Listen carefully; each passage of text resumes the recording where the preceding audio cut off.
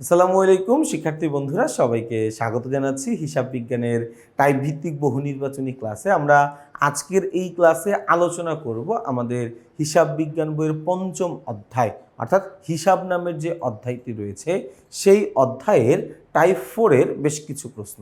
দেখো, এমনিতে আমাদের পঞ্চম অধ্যায় কোনো ওইরকম উল্লেখযোগ্য কেমন কোনো ম্যাথ আসে না, আসলে ওইটাকে আলাদা করা আসলে খুব একটা সম্ভব হয় না যে ওই জায়গায় আসলে কি হবে।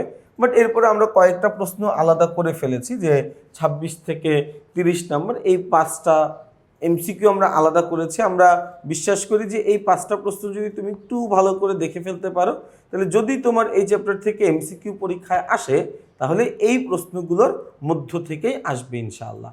আচ্ছা, আমরা সবার প্রথমে আসি 26 নম্বর প্রশ্নে। বলা আছে রাকিব ট্রেডার্সের যন্ত্রপাতির সংস্থাপন ব্যয় 15,000 টাকা।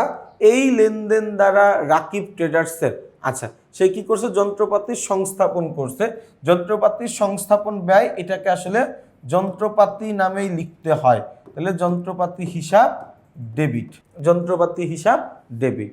আচ্ছা, যন্ত্রপাতি কিনতে গিয়ে বা যন্ত্রপাতির সংস্থাপন ব্যয় করতে গিয়ে আমার নগদ টাকা খরচ হয়ে গেছে, তাহলে নগদান হিসাব ক্রেডিট। এখন বলছে এই লেনদেন দ্বারা রাকিব ট্রেডার্সের কি হয়েছে ভাই, যন্ত্রপাতি একটা সম্পদ, তার মানে সম্পত্তি বৃদ্ধি পাইছে না, তাহলে হচ্ছে এ বৃদ্ধি পাইছে।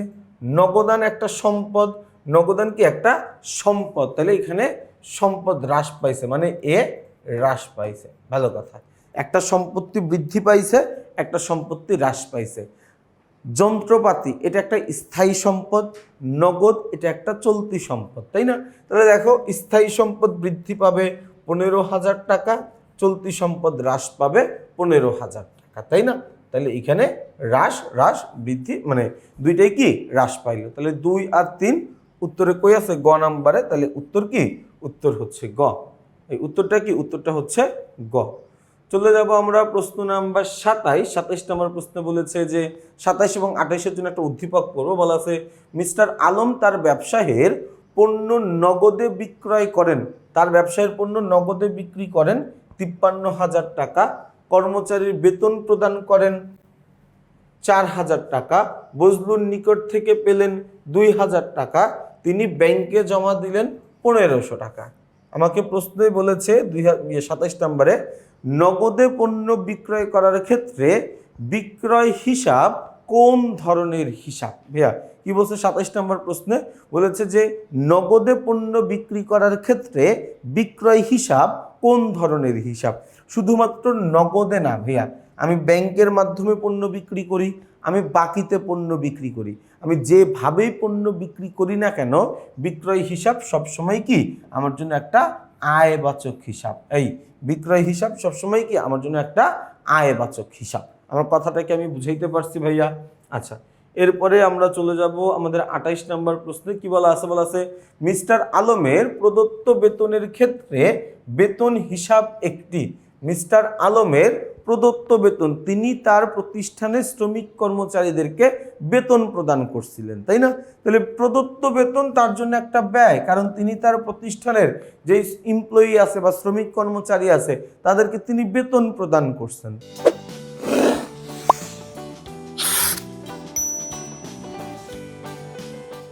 তাই না? তো এটা তার জন্য নিঃসন্দেহে একটা ব্যয়বাচক হিসাব। তাহলে 28 নম্বর প্রশ্নের উত্তর কি হবে, উত্তর হচ্ছে গ, ব্যয়বাচক হিসাব। আচ্ছা, এরপর আমরা চলে যাব হচ্ছে 29 এবং 30 নম্বর প্রশ্নের জন্য একটা উদ্দীপক করব। এক্স ও ওয়াই দুইজন একই সাথে বন্ধু ও ব্যবসায়ী। এক্স বছর শেষে দেখলো তার পর্যাপ্ত পরিমাণ নগদ অর্থ অলস অবস্থায় পড়ে আছে। অপরদিকে ওয়াই তার ব্যবসায় সম্প্রসারণের জন্য ঋণদাতা খুঁজছেন। এক্স তার তহবিল হতে 1,00,000 টাকা ওয়াইকে ঋণ হিসাবে দিল এবং 50,000 টাকা দিয়ে সঞ্চয়পত্র ক্রয় করলো। তার মানে সে কি করলো, এক্স নামের যে ভদ্রলোক তিনি 1,00,000 টাকা দিয়ে দিছে হচ্ছে কাকে, 1,00,000 টাকা দিয়ে দিছে ওয়াইকে, আর 50,000 টাকা তিনি এটা দিয়ে তিনি সঞ্চয়পত্র ক্রয় করছে, তাই না? ওকে ফাইন, এইটুকু আমরা বুঝলাম। এখন বলা আছে ওয়াইকে ঋণ বাবদ প্রদত্ত নগদ অর্থ কোন হিসাবে লিপিবদ্ধ করা হবে। দেখো, এক্স ওয়াইকে যেই টাকাটা দিছে ঋণ হিসেবে, এটা আমরা তো মনে করতেছি ঋণ, বাট এটা তো ঋণ না। মানে দেখো টাকাটা দিছে কে?